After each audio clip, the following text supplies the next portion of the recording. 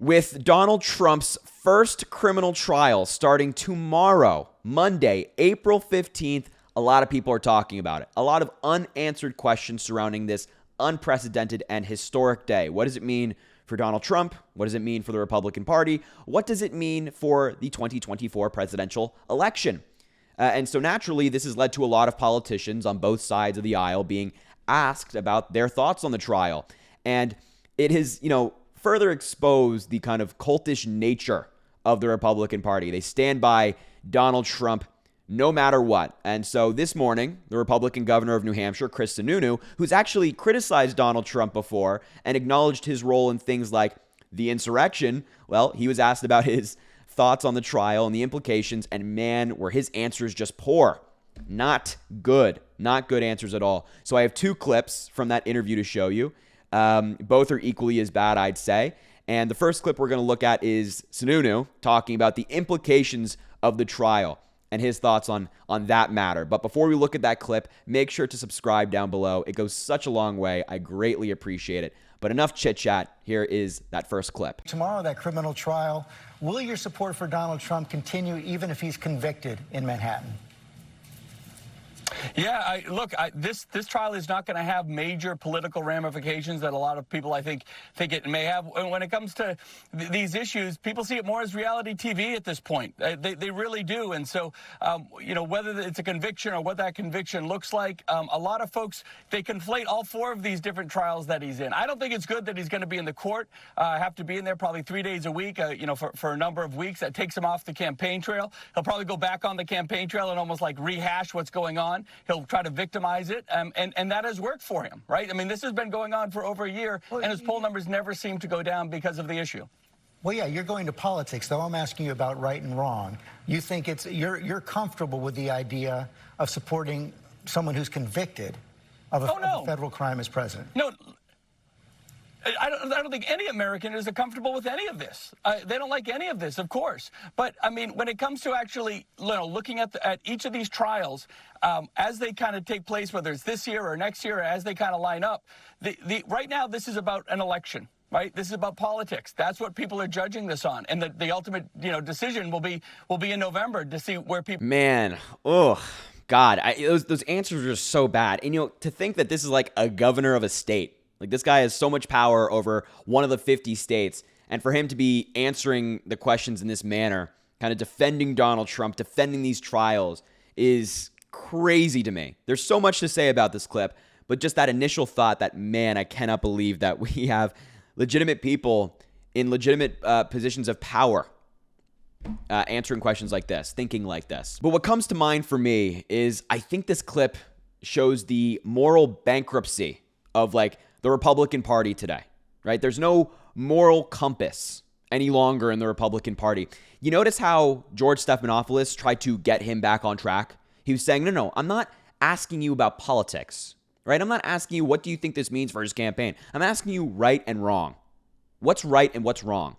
And Sununu wouldn't do it. He would not have the conversation on what's right and what's wrong in this matter. We know what's right and we know what's wrong. We know it's wrong to stand by somebody who is on the verge of getting convicted of a felony, possibly, or will be convicted of a felony in this manner, especially with the indictments that he is facing. And we know that it's right to say, hey, the law should be holding somebody accountable. If they break the law, that is what the law should be doing, holding them accountable, whoever they may be, whatever their last name may be. Not in the Republicans' world. Not in the Republicans' world. They don't think of it like that. They're thinking about, how do I position myself best for my career or my party, or how do we get the most amount of power possible, regardless of who is occupying these positions of power? And I think that is one of the bigger problems of, the Republican Party today and the MAGA movement with Donald Trump. It's that there is no right and wrong, right? They can't actually decipher the difference.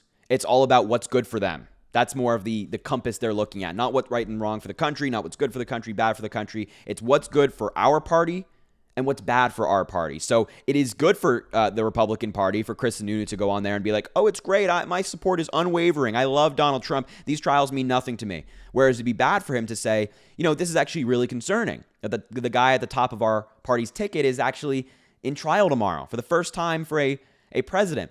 So, but that's obviously not in line with what's right and wrong. They're two totally different questions, but they're more focused on what's best for them, not what's best for the country. A consistent theme that we've talked about a lot in relation to Donald Trump and MAGA. It really is just all about power for Republicans, which is a recipe for disaster. I mean, that is what Donald Trump's entire thing is. He just wants power. But when your entire party is kind of behind that mindset, they just want that power, they just want that position to hold, that's when you run into some problems as a country. And, history backs that philosophy up.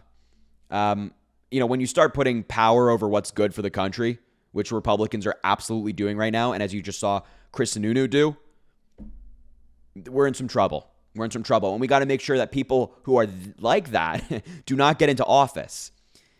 And yet, Chris Sununu and, these other kind of like people who frame themselves as moderate Republicans are not in connection with that idea. They have no interest in that idea. They have no interest in right and wrong. And as we just talked about, they're more interested in what, helps Chris Sununu. And what helps Chris Sununu is helping Donald Trump. And finally, last thing I want to say about this clip before we move on to the second one. These trials will have grave implications for Donald Trump. The idea that Chris Sununu is trying to push that this will not have any effect on Donald Trump, it won't have any effect on the American people and his election prospects is ludicrous. We see polling showing time and time again that if Donald Trump is convicted of any felony in any case, polling dramatically improves for Joe Biden and the Democrats, all the way down the ballot, not just for Joe Biden, but all the way down the ballot as well.